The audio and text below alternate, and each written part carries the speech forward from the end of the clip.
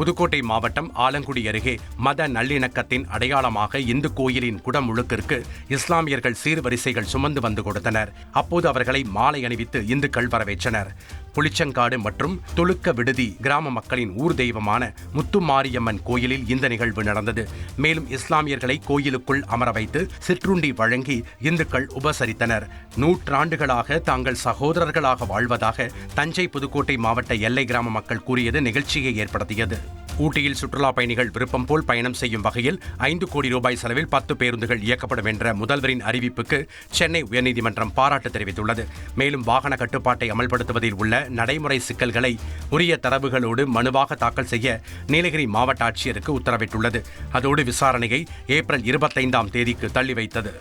கிருஷ்ணகிரி மாவட்டம் வேப்பனப்பள்ளி சுற்றுவட்டார பகுதிகளில் தக்காளி விலை கிடுகிடுவென சரிந்து 1 கிலோ 5 ரூபாய்க்கு விற்பனையானது. வேப்பனப்பள்ளி மற்றும் அதன் சுற்றுவட்டார கிராம என்னோட பிசினஸுக்கு ஜிஎஸ்டி நோட்டீஸ் வந்திருக்கு பாரு. உடனே ஜிஎஸ்டி எக்ஸ்பர்ட் பேசு. உடனே எப்படி கிடைக்கும்? பாஸ் வாலா பி தி பாஸ். பகுதிகளில் ஆண்டுதோறும் சுமார் 2000 ஏக்கரில் தக்காளி விளைச்சல் செய்யப்பட்டு வருகிறது. இங்கிருந்து தக்காளி அண்டை மாவட்டங்கள் மற்றும் மாநிலங்களுக்கும் ஏற்றுமதி செய்யப்படுகிறது. இந்த நிலையில் தக்காளி விலையின் இந்த கடும் வீழ்ச்சி நஷ்டத்தை சந்தித்துள்ள விவசாயிகளை வேதனையடையச் செய்துள்ளது.